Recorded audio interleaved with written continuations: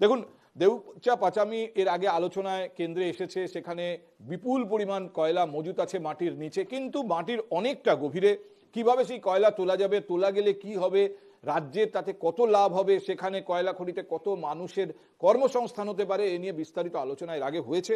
কিন্তু তারপরেও যা হয়, যখন আলোচনা থেকে আমরা সরে আসি, বিষয়টা যখন একটু আড়ালে চলে যায়, তখন হয়তো স্মৃতি থেকে অনেকের বেরিয়েও যেতে পারে। সম্প্রতি মুখ্যমন্ত্রী খোঁজ নিয়েছেন, প্রশাসনিক বৈঠকে উল্লেখ করেছেন বীরভূমের ব্যাপারে, যে দেউচায় কি হচ্ছে, ওখানে কাজ এগোচ্ছে না।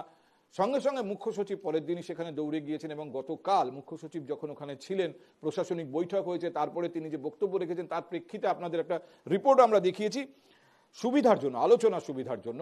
এই শেষের যে ডেভেলপমেন্টটা গতকাল পর্যন্ত, এই প্রসঙ্গে যে ডেভেলপমেন্টটা আপনাদের এক ঝলক একটু দেখিয়ে নি। প্রথমে বীরভূমের ডিএমকে ডাকছি বিধান, তোমার ওখানে যে গতিতে কাজ তুমি শুরু করেছিলে, হঠাৎ এমন কি হলো যে বালি সবচেয়ে বেশি পাচার ওখানে কার ইঙ্গিতে, কার অর্ডারে এসব হচ্ছে? বীরভূম নিয়ে আমরা আগে যতটা খুশি ছিলাম, এখন কিন্তু আমরা ততটা খুশি নই। আমি তোমার সময় দিচ্ছি, 7 দিনের মধ্যে এগুলোকে রিকভারি করো। বীরভূমে কিন্তু আমাদের নেতাদের কথা এটা হচ্ছে না। সরি, আমি বলতে বাধ্য হচ্ছি, ওখান থেকে সমস্ত বিজেপি ফান্ডে টাকা যাচ্ছে।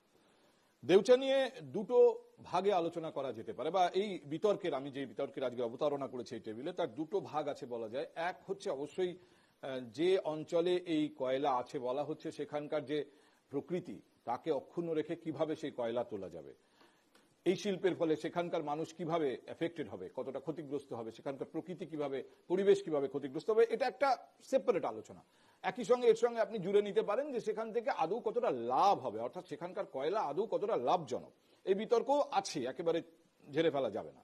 আর দ্বিতীয় হচ্ছে জমি অধিগ্রহণ বিতর্ক।